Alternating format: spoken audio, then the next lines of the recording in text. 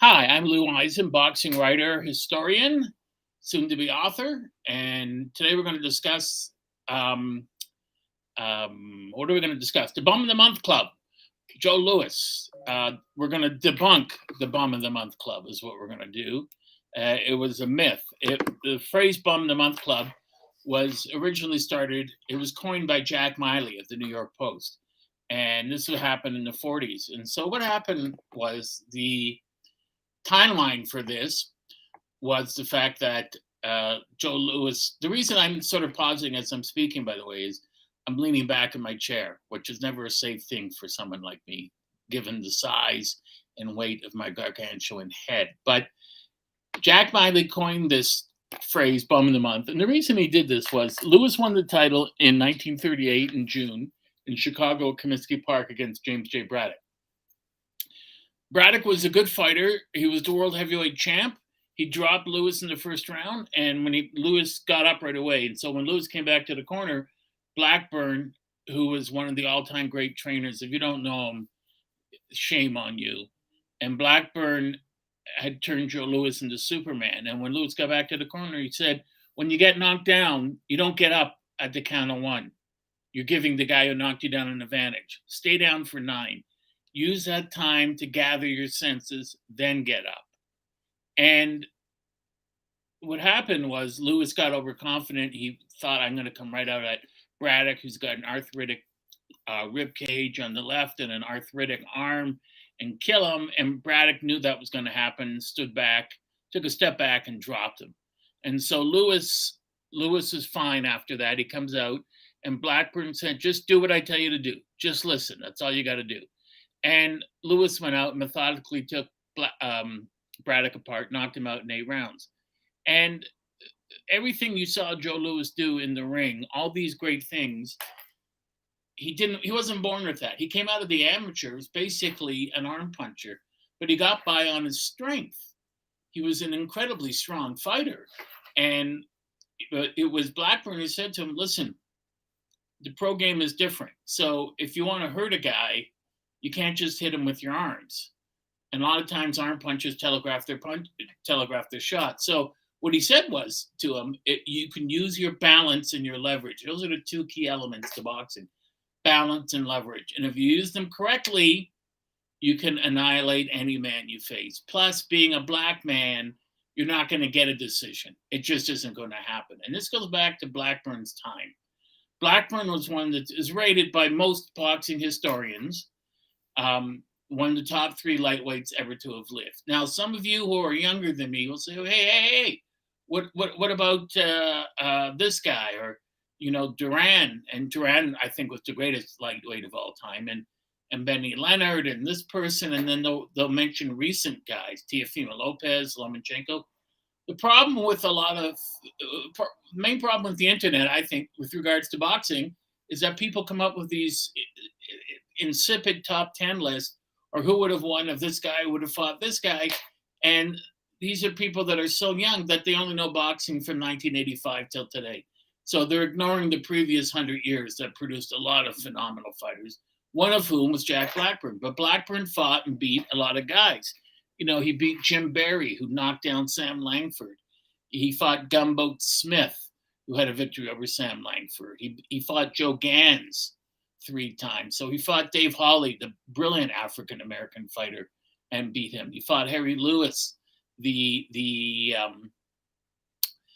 Jewish fighter who was welterweight champ, and beat him. So he beat a lot of great guys. He was 5'10.5", which was big for a lightweight. Blackburn was a big guy, but Blackburn did stuff that no other fighters were doing back then. And I'm surprised fighters don't do it today. Some do. If they would have had film around at that point, Blackburn would have been watching it, but they didn't. They would tape some fights, but it wasn't as accessible as it is today. So Blackburn knew that I'm a lightweight, and basically weight classes it didn't mean that much back then, these weight classes, because you would fight anyone who would fight you. So he'd fight Langford. He fought Langford 6 times. Sam Langford is the greatest fighter ever to have lived to not win a world title. And Langford, he fought him 6 times. He lost once, and he had 4 draws against him, and I think 1 no contest. where they weren't particularly trying hard, so the referee stopped the fight. So he fought all of these great fighters, dominated most of them. Blackburn was a piece of work in that he had a very, very, very nasty temper. And he had a scar on the left side of his face, thick scar all the way down here, across under his chin, all the way down to his shoulder. That was given to him by his brother after they got into a drunken brawl in a bar. He was doing well. Blackburn in boxing, he's making some money. He got decisions against him because he was black. And he killed 3 people, including his wife, in a bar fight in Philadelphia when he was drunk. Sentenced to 15 years, did 4.5. But when he came out of prison, at that point, he had to substitute experience for speed, because being in prison for 4 years, he lost a lot. He fought to 1900 to 1923. And then he gradually moved into training fighters. And when I say he used to scout fighters, what I mean is he'd go watch a guy that he knew he would fight. He'd watch him 4, 5, 6 times. So unlike even fighters today, he would never enter the ring thinking, well, I got great skill. This guy's a good fighter. Let's see what happens. He didn't want to leave it to chance. He didn't want to take that chance. So he would study fighters. He would make notes. He'd see how they react in different situations. So he tailored his boxing strategy and every one of his fights according to the man he was fighting, which was a very smart thing to do. So when he got into a ring against a Dave Hawley or Sam Langford or Harry Lewis or Jim Barry or Joe Gans, he'd already seen them fight 15, 20, 30 times. He knew what they were going to do before they knew it themselves. And so he adjusted his strategy accordingly, which is why he was so successful. Blackburn was and all these things I'm saying about Blackburn, he was able to impart to Lewis. Blackburn was a master of distance, known today as ring geography. He always knew where he was in the ring. Blackburn knew that, Blackburn had long arms, but he knew if he fought a bigger guy with longer arms, that guy needed room to punch. So Blackburn would crowd him, never giving the guy room to punch. The guy needed room to get leverage on shots. Blackburn wouldn't give it to him. Blackburn also knew all sorts of tricks. For instance, when he'd be standing in the ring, and Lewis would do this later on, and a guy was a couple of feet from him, and Blackburn had his hands up defending himself, but sometimes he'd raise them really high to expose his stomach. And that meant his opponent would reach forward with a left jab to hit his stomach, at which point Blackburn would shift his stance. He'd put his left foot back and immediately throw a left hook and catch his guy on the chin, knock him out. And he learned this from the great Joe Kowinski. And the great author of Joe Kowinski, the book, the Kowinski Chronicles, Chris LaForce, is going to be with us in a couple of weeks on June 18th. And June 25th, excuse me, and look forward to that. June 18th, it'll be Hall of Fame promoter Russell Peltz. So getting back to that, Blackburn knew what to do in the ring. And Blackburn also knew, when he taught Lewis this, if you're getting hit with body shots, if a guy's crowding you, first thing you want to do is get into a crouch. Why do you want to get into a crouch? You're presenting less of a target to your opponent, less area, surface area to hit. Then you bring your arms up and you catch the shots on your elbow, on your arms, on your forearms, and with your fists. And Lewis became a master at that. In fact, one exercise Blackburn had Lewis do was when they were at training camp in Pompton Lakes, New Jersey, after they'd have lunch or after a workout, they'd sit outside on a bench or in a couple of chairs and they would just talk. He made sure Lewis would grab mosquitoes or flies out of the air and capture them. And it took a lot of hand speed and eye-hand coordination to do that. And the reason he did that, of course, was because it developed the quickness on Lewis's hands. So Lewis became an expert in the ring when it came to blocking or parrying punches or picking them off. And that was all because of Jack Blackburn. So he gets Lewis and he starts training Lewis. And he originally wasn't going to train Joe Louis because Lewis was black, and black fighters, especially heavyweights, pretty well had no chance at a title shot. After Jack Johnson, after the reign of Jack Johnson, the first ever African-American world heavyweight champion.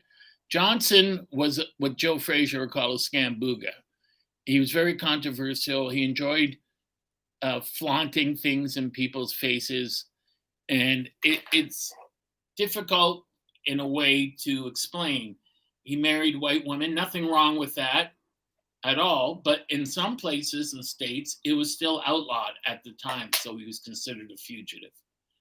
But Johnson had other troubles with the fact that he was notorious for checking into hotels, not paying the bill, getting a car, not paying the bill. He'd be paid for a vaudeville tour or a tour in England. He'd be paid ahead of time for 2 months' work. And then after the second or third show, he'd just skip out and keep the money. So he created a lot of ill will. He slept with a lot of different women, white and black, and flaunted it in people's faces. His skill level was so much superior to the other fighters he was fighting, especially the white fighters.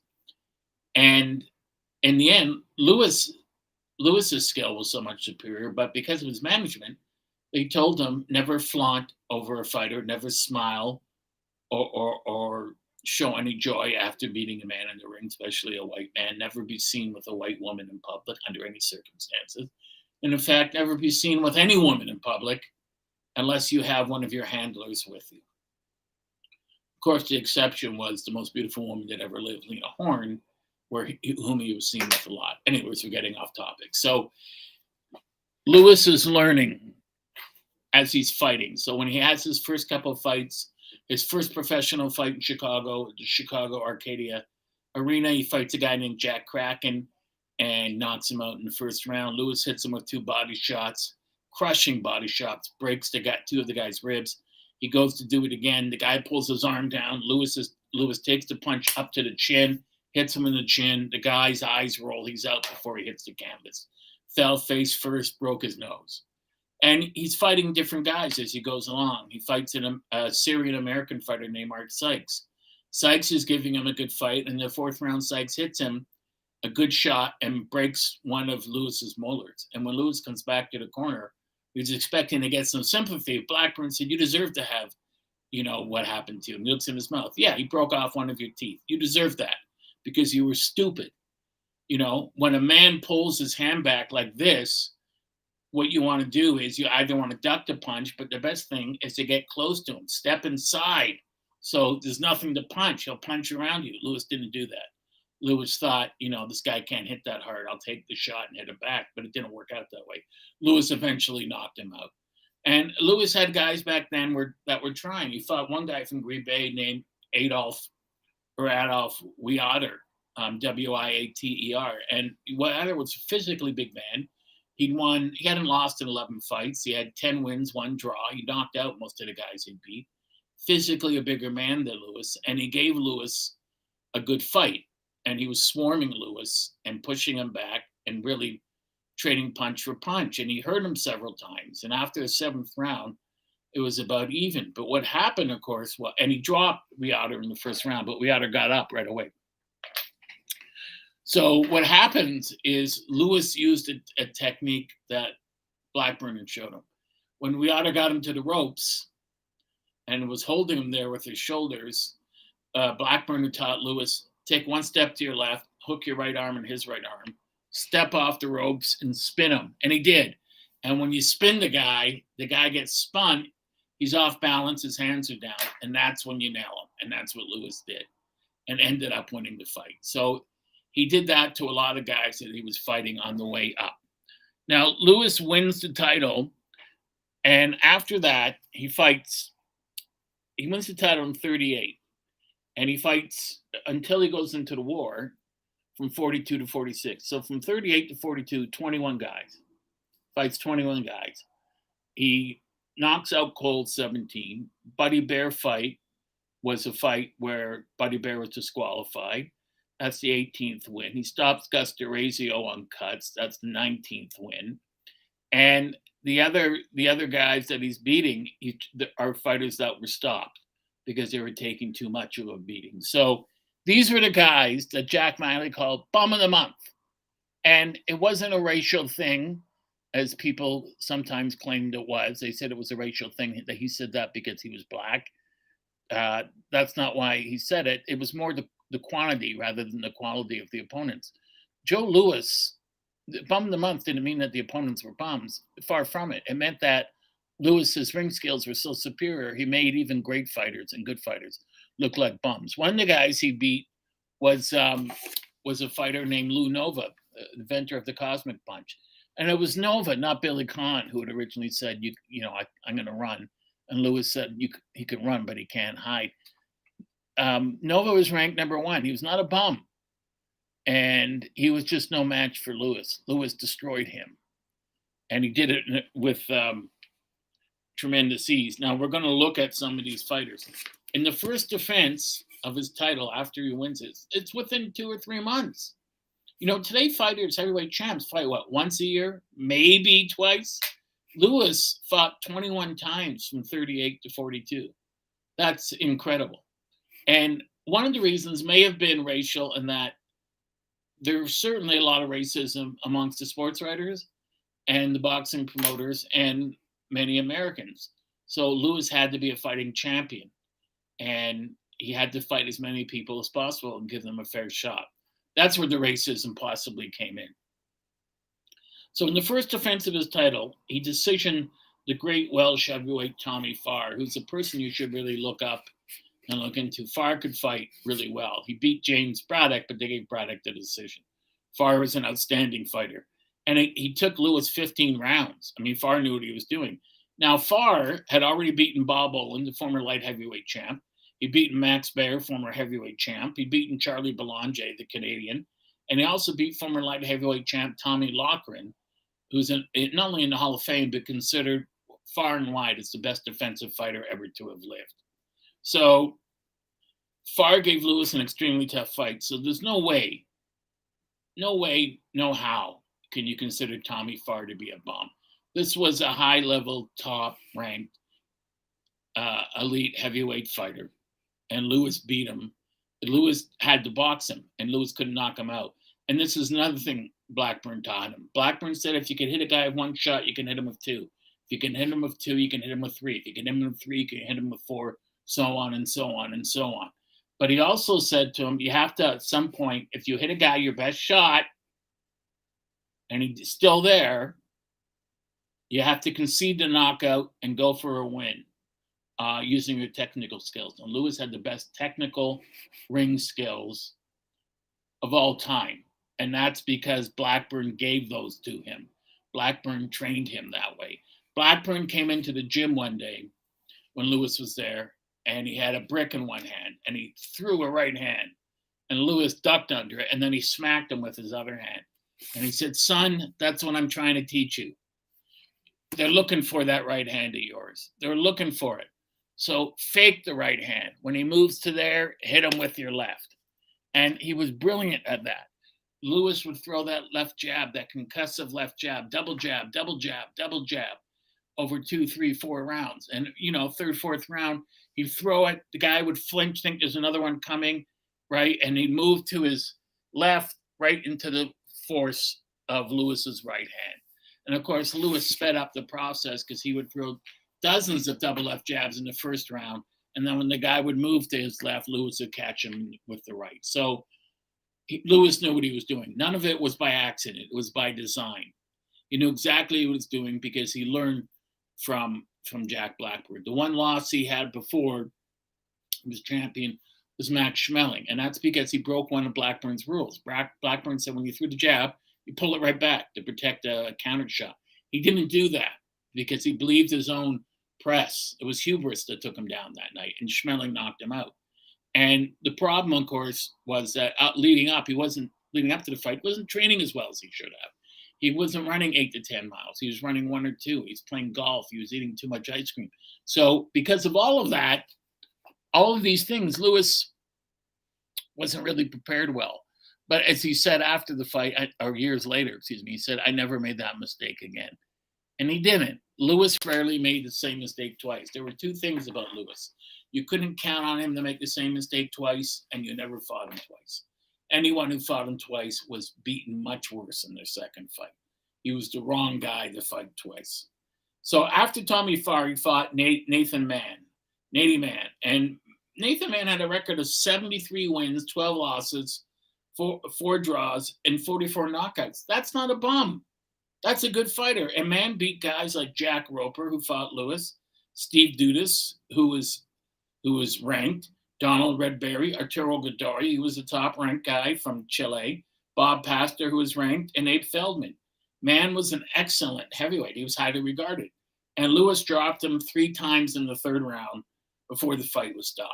Man was a good guy. He beat a lot of good guys. Lewis just walked right through him. No one was prepared for the power of Joe Louis, and that's because he was not an arm puncher.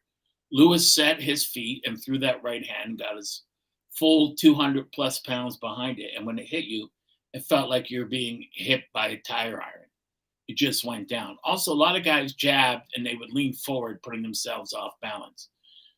Blackburn taught Lewis, hold your ground when you jab. The power comes from twisting at the hips, driving off your back foot, and snapping your shoulder.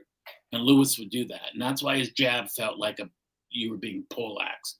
Lewis knocked guys' teeth out. He broke noses with jabs. He knocked guys out with jabs.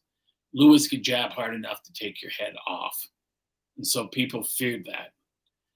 Man was a very good heavyweight, and he had above average skills. And there's no way you could call him a bum. Next guy he fought was from Minnesota, Harry Thomas. And Thomas had beaten the Canadian Charlie Belanche.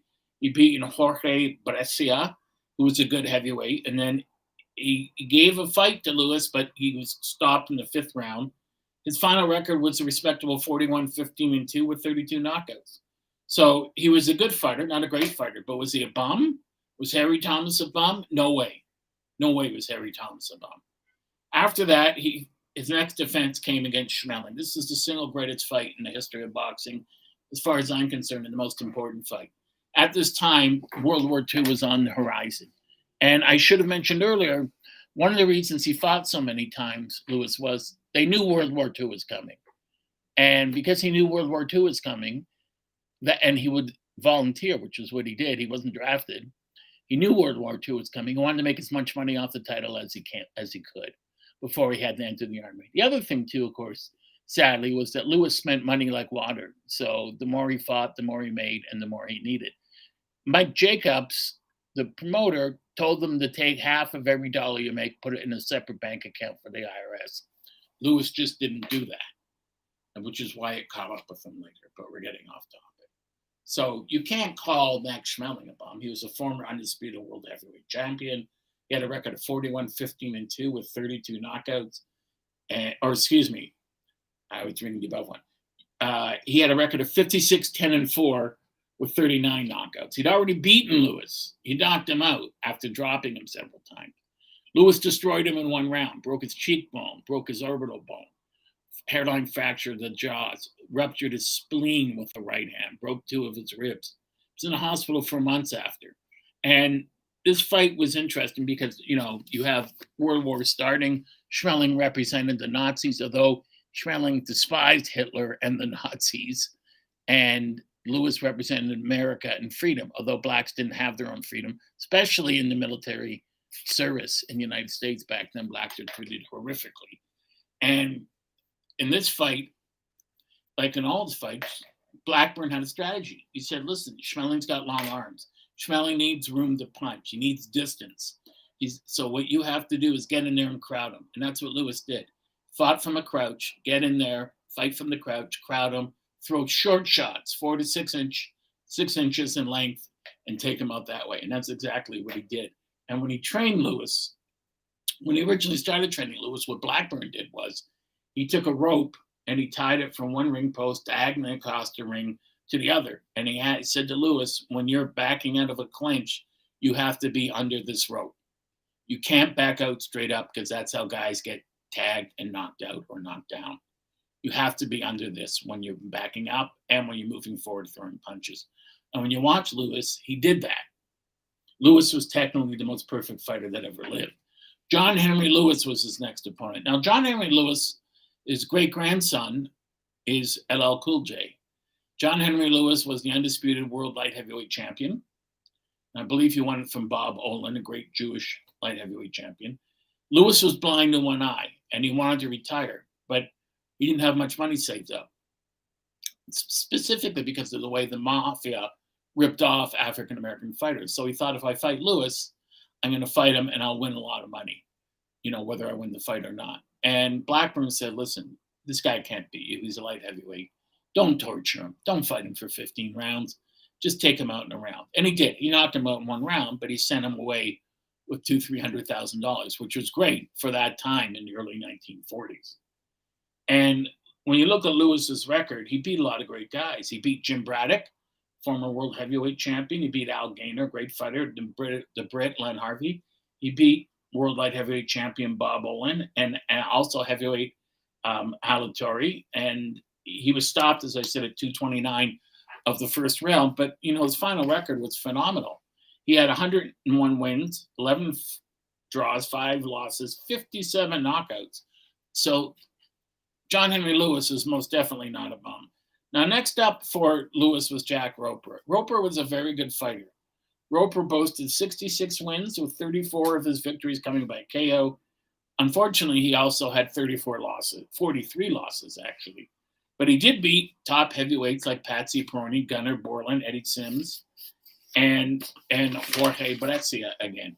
Roper was not an elite fighter, but neither was he a bum. He knew how to fight. And Lewis was able to beat him and stop him. Now, next in line for Lewis was the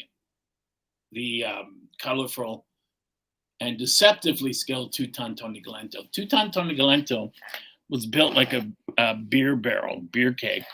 They didn't call him two-ton because of his weight. They called him that because he lifted these huge, gigantic wooden kegs of beer over his shoulder, and you could bounce them and toss them up in the air. These kegs were known as the two-tons. And this is a guy who trained while smoking a cigar. He was a tough guy. And, Lewis, he staggered Lewis in round 1 and he dropped him in round 3. Lewis got careless. And then Lewis stopped Galento in round 4. After he got up from the knockdown, every punch Lewis landed on Galento's face opened up a cut. He was really angry at Galento. He was out to kill him. Galento had called his training camp every day before the fight, saying, I'm going to do this to your wife, and I'm going to do that to your wife. And Lewis was so angry, he just thought, I'm going to kill the man. And he was too angry to be able to fight the way he should have fought. But after the knockdown, he was calmed down by Blackburn, and then he went out and he stopped him. He stopped Galento. He just demolished him. Now, Galento said that the punches he was hit with were incredible. He also said that a lot of reporters said, that Galento, the punches Lewis hit were the hardest ones Lewis ever threw in his career. I mean, he put everything into them. Alistair, nice to have you back. Too many people think of Tony as a butterbean type of fighting. Tony Galento was skilled. Tony Galento was very skilled and very powerful. And if you look at the guys he beat, he beat Lou Nova, Abe Feldman, Jorge Brescia, Harry Thomas, Nathan Mann, Charlie Macera, and Alatorre, just to name a few. These were all good top-ranked heavyweights.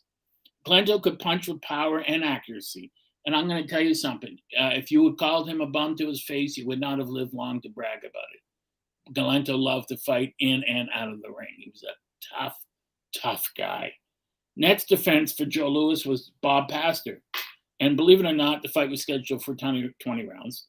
And Pastor lasted 11 rounds. He lasted 11 rounds. And Louis stopped him at the 38-second mark. And that's incredible. He actually went 11 rounds. He got knocked down 4 times in the first round and once 4 times in the first round and once in the second round. So he got dropped a lot, but he still got up. He was a tough but game guy. His career record was 53-7-5. That's a great career record. He only had 17 knockouts, but he wasn't a big puncher. He was a better boxer than puncher. But the speed and power of Lewis were just too much for him. And if you look at the guys he beat, for instance, Lee Ramage, Alatorre, Art Sykes, Al McCoy, who was a top-ranked heavyweight, and Al Delaney, who was from Canada. His real name was Alex Borchek. Pastor survived 4 knockdowns against a prime Joe Louis. Lewis was in his prime then, and he still went 11 rounds with him. So after getting dropped 4 times and still going 11 rounds, you cannot call Bob Pastor a bum. The next guy he fought was one of his closest fights next to the Billy Conn fight. It was Chilean heavyweight Arturo Godoy. Godoy was an awkward fighter. He fought out of an exaggerated crouch. and he would just stick his hands up like this, when he's fighting you. And he was just an awkward guy to fight. And he beat him by split decision. And Godoy fought a very good match. Godoy's final record, by the way, was 92 wins, 22 losses, 12 draws, 52 knockouts. This was an elite level guy. And he held wins over Harold Johnson, Phil Moscato, Buddy Knox, Lee Savold, who later on fought him, and Tony Musto, another opponent of Joe Louis. So these are all good fighters. So in no way, shape, or form can Arturo Godoy ever be considered a bum. Now, the one fight that it's interesting to watch, and I would strongly urge you to go on YouTube and watch this, was the fight with Johnny Paycheck, Paychek. It lasted one round in his neck, and it was his next defense. Paycheck had a really good record, 44-4-2, and he had wins over Charlie Belanger, Alatorre, and Charlie Macera. And when you watch the fight, he was literally quaking in his boots, which was not uncommon for guys to face Louis. He was a good and respected heavyweight, but he was not a bum. Now, what made Louis so terrifying in the ring was he was the best counterpuncher that ever lived. So you would have situations in every one of his fights where guys were afraid to lead. Because if you lead against Joe Louis and you miss, you're going to get hammered. You're going to get knocked out. And then there was the other situation where Louis would lead. Louis was essentially a counterpuncher, but Louis would lead. And guys were afraid to counterpunch because if they counterpunched him and they missed, they get hit. But if even worse, if they hit Louis and annoyed him, he'd hit him back even harder. So a lot of guys were beaten before they went in the ring, which brings us to another thing. People talk about guys in the ring who fought like Jose Ribalta or Conroy Nelson, the Canadian who fought Mike Tyson, the look of sheer terror on their face. And that's true, but you never saw terror on a person's face like you saw when Joe Louis fought him. And in fact, I'm going to show you something here. I have a picture. This is from my Substack, Lou Eisen at Substack.com, called the Bum of the Month Club. And I just wanted to show you the photo I have of Joe Louis. That's Joe Louis. Now, minus the gloves, look at that face, right? See the face? That face, no emotion, no empathy, no sympathy, no human emotion. And that's the face that people looked at and were terrified of. That's what scared the hell out of people because you didn't know what he was thinking. All he wanted to do was fight, and he was going to get in there and do the best he could. So after he fought, you have Paycheck, and Arturo Godoy made the mistake of fighting him again. Never fight Joe Louis twice. To fight Joe Louis twice, you always fared much worse the second time. He knocked him out in 8 rounds. He just destroyed him. After that, he fought a guy named Al McCoy. There were several fighters in boxing history named Al McCoy. This was a heavyweight. McCoy had a great record, 70 wins, 17 losses, 5 draws with 47 knockouts. And McCoy could fight. He could also bang. And he beat such name fighters as Nathan Mann, Louis fought, Bob Olin, Donald Red Berry, Buddy Knox, Emilio Bettina, former world light heavyweight champion, Harry Thomas, Tommy Loughran, former world light heavyweight champion, Tony Shuko, and Charlie Belanger, the Canadian. So McCoy was an above average fighter. He was a very, very good fighter. He was only stopped 3 times in his entire career. And he was very well respected pugilist. So his record alone shows you he wasn't a bum. And Louis walked right through him. So, 5 rounds, Louis just took him apart. This guy was a very good fighter, but Louis's skills were so supreme, he just made this really good fighter look like he was a bum. Next up was a guy named Red Berman. Now, like many of his other opponents, Berman had stellar career numbers, right? He had 78 wins, 22 losses, 3 draws. He knocked out 33 guys. And he beat Tony Musto. He beat Tommy Farr, Steve Dudas, Charlie Macera. And Louis knocked out Berman with a body shot. He hit him quite a few times in the body in the 5th round, but he hit him 1 left hook to the liver, and Berman was left hanging on the ropes. And the Associated Press, this is a quote, Associated Press said that 3 terrific blows to the body left Red Berman draped over the bottom rope, gasping for breath through contorted lips and helpless to move. But before he went out last night, the Baltimore Battler put up a fight that thrilled the crowd. and won a genuine compliment for Joe Louis. Red Berman, unlike a lot of other fighters Louis fought, he tried. He went out after he attacked Louis from the opening bell. Excuse me. He looked to knock him out. And Louis said after, he's the only fighter besides Glenn who tried to take my title away from me. He really came after me. I had to hit him the hardest I ever hit him at. And that's very true. Most guys were terrified when they fought Louis, and for good reason.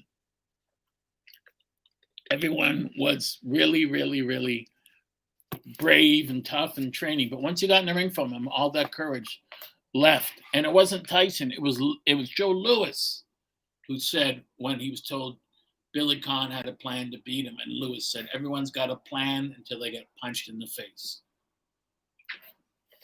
That was Louis who said that. Louis knocked him out at 249, as I said, at the 5th round. But you got to give Berman credit because he did his best to go after Louis. He threw everything he had. Red Berman was known as one tough hombre in the ring. He was a tough guy, and he didn't back down from anyone. So you can't saddle him with the sobriquet of being a bum. Now, the next guy he fought was Gus D'Orazio. The name Gus D'Orazio or D'Orazio sounds like the name of a bum. He'd stopped him at the 130 mark of the 2nd round in Philadelphia at the convention hall. And was D'Orazio a bum? Let's see. He was a tough-as-nails fighter with a good heavyweight record of 71, 23, and 1. But he only had 19 KOs. He was more of a swarming fighter than an actual puncher. And, you know, he beat guys like Gunnar Barlin, Joe Baxi, who was a good heavyweight, Al McCoy, Charlie Macera, another good heavyweight, and Bob Pafter, who was an exceptional heavyweight. Now, that's a pretty decent punch. Now, Louis knocked him out cold in 2 short rounds. And what happened was he took 1 step forward and let his lethal right hand fly. And the punch didn't travel more than 6 inches, but that was enough. And it landed on D'Orazio's chin. And everyone knew the fight was over because D'Orazio fell on his face. And when a fighter falls on his face, there's no point in counting. Louis suckered him in. Louis did what Blackburn had taught him. Louis showed flaws in his armor, holes, weaknesses that weren't there. And D'Orazio went for it and leaned forward, putting himself off balance. Louis quickly shifted, closed the holes, and then hit him with a shot. And that was it. I mean, D'Orazio saw the chance that, oh, he's open, I'll hit him. Oh, he's not open, I'm out. And that's what Louis did to a lot of guys. And after the fight, he said that the referee, Irving Kutcher, should not have stopped the fight. But the fight, it highlighted Louis's unrivaled ability to punch with tremendous accuracy and power.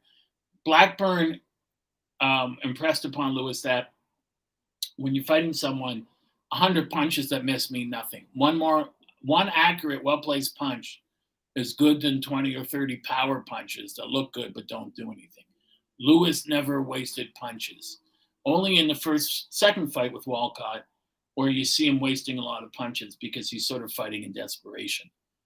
But before that, he didn't waste a lot of punches. Louis often didn't throw the most punches in his fights, but he threw the most accurate punches and the most telling punches. And that's why quality always comes over quantity in a fight. Today, you'll say, this guy outlanded the other guy by 50 shots. Well, that's negligible because those shots may have been flicking jabs.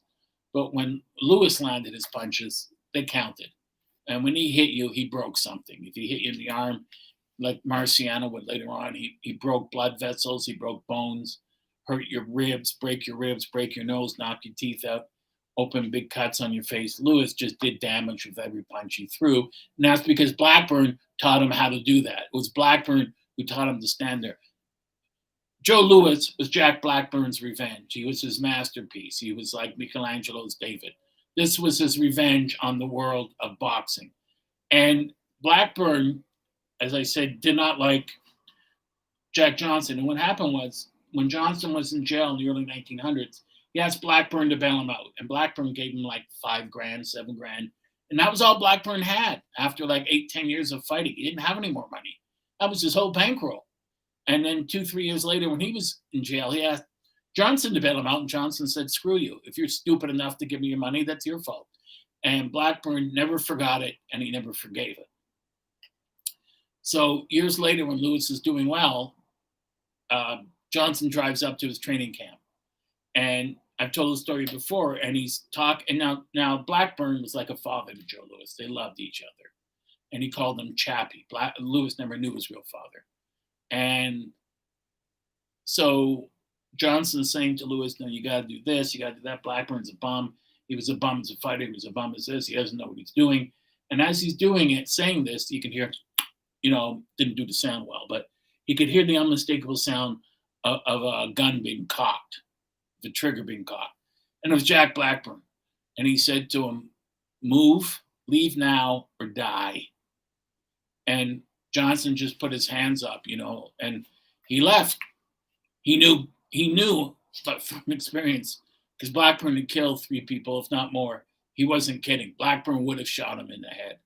And he just said, "I don't want anything to do with that man. All he brings is trouble. All he cares about is himself." And so he left. Louis wouldn't have gone with him anyways, because he loved Blackburn like a father. But this was the enmity between them, the hatred between them. So Blackburn wasn't going to let his masterpiece, Joe Louis, be ruined by anyone. After Gus D'Orazio lost the fight, he thought he wanted to file a formal complaint against the referee, because he said the referee shouldn't have stopped it. He was out. Like, he gets up, he falls back into the ropes. He's out. His eyes are gone. He actually thought the referee stopped it. He'd been hit so hard, he didn't realize that he was knocked out. In fact, Nady Mann, who Louis knocked out, hit the canvas. His head hit so hard, and he bounced back up. He kissed the referee on the lips and asked him out for a drink. And I asked Angelo Dundee if this was true. He said, "Ask my brother Chris." He was there. Chris said, "Yeah, he did." But his eyes weren't there. Like, he was glassy-eyed. He was out of it, which is when the referee stopped the fight. The next guy who fought Louis was Abe Simon. Abe Simon was an interesting fighter. He was a Jewish fighter from New York. He was a behemoth. He was 6'4", 250 pounds. He had that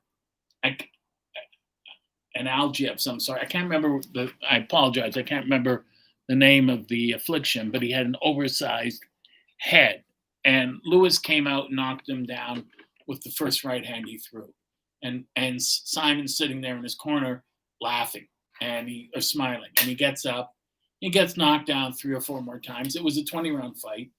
And he just kept going. He was 255 pounds.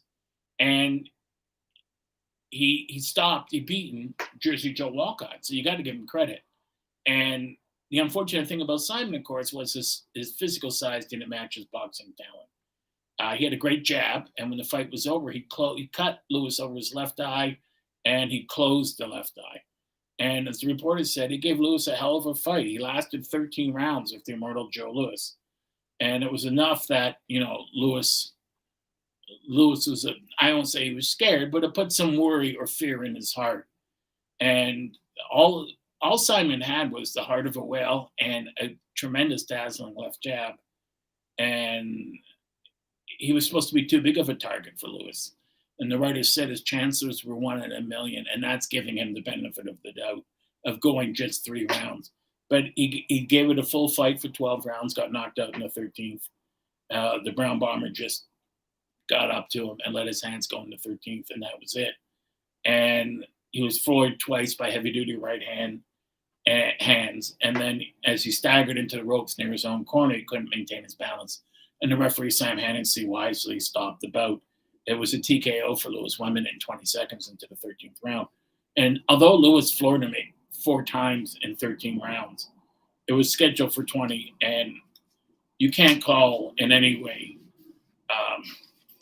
him a bum, because Abe was hurt 3 times. He didn't go down into the 13th. And for several reasons, several rounds before that, Joe had been stalking him, holding his fire until he had an open shot. In other words, Louis didn't want to take a shot and leave himself open. Louis was looking for the perfect shot to drop him. And in the 13th, it came, and Simon goes down for 9, gets back up, and Louis rushed in looking to kill him. 3 more rights, dropped him again, and he took another 9 count. And as he raced across the ring once more, his manager and promoter, Jimmy the Boy Bandit Johnson, stopped the fight. Just yelled, "It's over, stop it." And the referee moved in and stopped it. And as I said, Any man that can go toe-to-toe with Joe Louis for 13 rounds is not on anyone's list of bums. Simon wasn't the most skilled of fighters, and Buddy Bear, who was as big as him, actually bigger than him, beat him. But you can't call Abe Simon a bum. Tony Musto was an Italian fighter, good heavyweight. He had a record of 37-30-3. Not a great record, but he went 9 hard rounds with Louis. Louis floored him only once in the 3rd round, but he got up, and he was ahead on points when the fight was stopped because in the 9th round, he had a severe cut over Musto's right eye. They couldn't stop it, and blood was pouring into his eye. He couldn't see it, so they had to stop the fight. Now, was Musto a bum? I would say no. Why? Because he beat the great Jimmy Bivens. Any man who beat Jimmy Bivens cannot be called, in any sense of the word, a bum. Then next fight for him on the Bum of the Month Club, Buddy Bear, brother of Max Bear. Good fighter, 6'6", 255 pounds. Just a bit of a notch below him, but Buddy Bear had a great record. 57-7-0 with 53 knockouts. And he knocked out Al Delaney, Abe Simon, Tony Galento, Nathan Mann, and he decisioned Lee Saville. And his first fight with Louis was controversial. He knocked Louis through the ropes and out of the ring in round 1 with a giant left hook. Louis gets back in. But near the end of the 6th, Louis hit him a big shot and big right hand. He threw it before the bell ended, but it landed after the bell sounded. And Bear was disqualified. Why was Bear disqualified? Because his manager, Ansel Hoffman, and his trainer, Ray Arcel, who I had the pleasure and privilege of knowing and speaking to, said they wouldn't leave the ring. And they said to the referee, Arthur Donovan, you got to disqualify him. He hit him after the bell. And the referee said, and he was correct, and it was within the rules, yes, he hit him after the bell, but he threw the punch 5 seconds before the bell. And it landed just as the bell rang. So it's not an illegal punch. If the bell had rung and then he threw it, that would be a disqualification. And because Arcel and Hoffman wouldn't leave the ring, Buddy Bear was disqualified. And he was a good heavyweight, not as good as his brother, but no way can he be considered a bum. This was a guy who could really fight.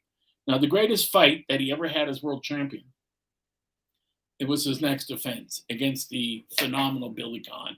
Billy Conn was the former undisputed light heavyweight champion in the world, enormously talented, movie star, good looks, one of the greatest all-around technical boxers that ever set foot in the ring.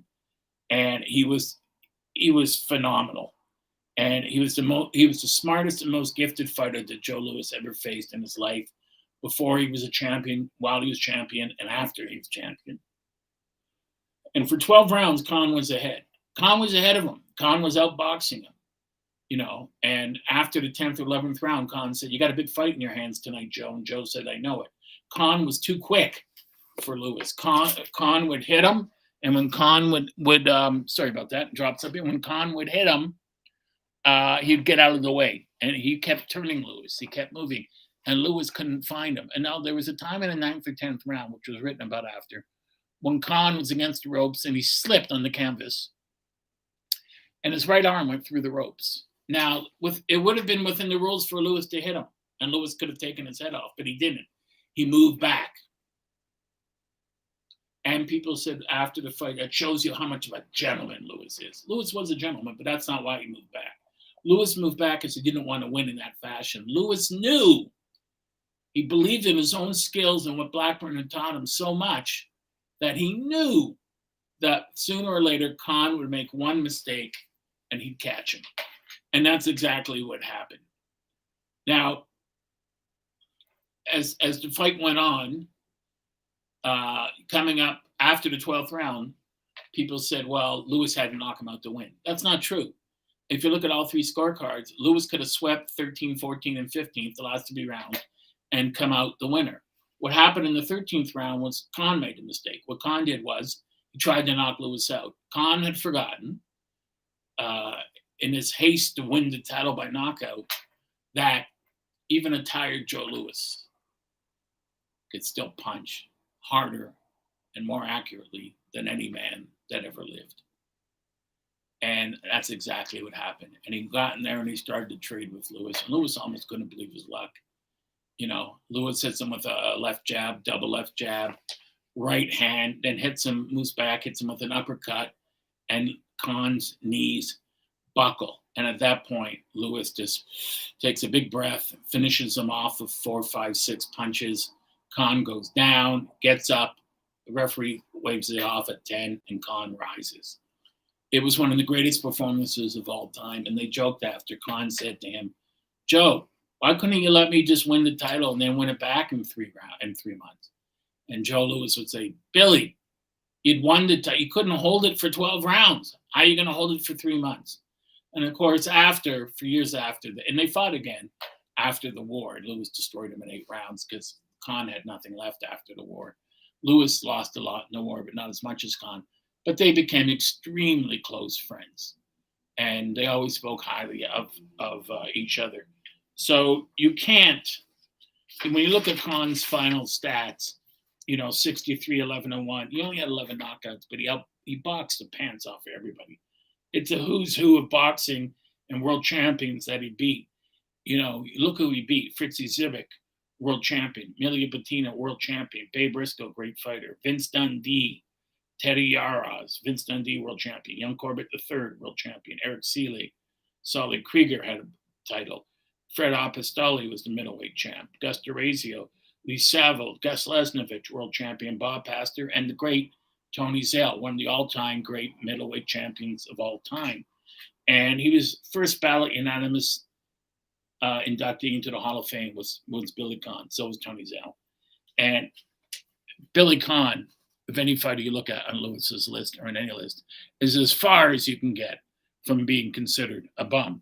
Next up was Lou Nova, the great Lou Nova, who had the cosmic punch. Lou Nova beaten a lot of guys. Max Baer knocked him out twice. Tommy Farr, Lee Ramage, Pat Comiskey. And his final career stats were also good: 49, 9-5, 31 knockouts. But Lewis caught him at 259 of the 6th round and stopped him. And, Gail Talbot, the writer for the Freelance Star of Fredericksburg, Virginia, it was reported, he wrote, "Lewis fainted with his left and threw out all of his 202 plus pounds behind his right, struck the powerful Nova flush on the jaw, and he dropped as though he had collided with a freight train." That's how hard Joe Louis could hit. And, as everyone said after the fight, Nova gained his feet, but that one punch ruined him from Louis. It didn't just ruin him in that fight, it ruined his career. He never recovered from it. And no fighter ranked as number 1, as Nova was by Ring Magazine, can ever be called a bum.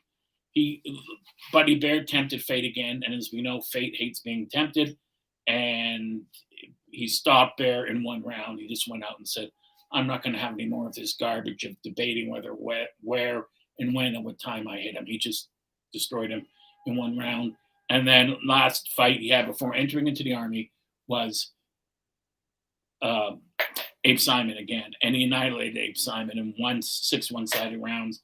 And like, Buddy Bear before him and Arturo Godoy and Jersey Joe Walcott after him, he found out all too well that when you face Joe Louis in a rematch, it's like threatening a lion cub in front of its mother. It's not a thing you want to do. These were all good men. They could all fight and all had great victories in the ring. They were not bums by any means.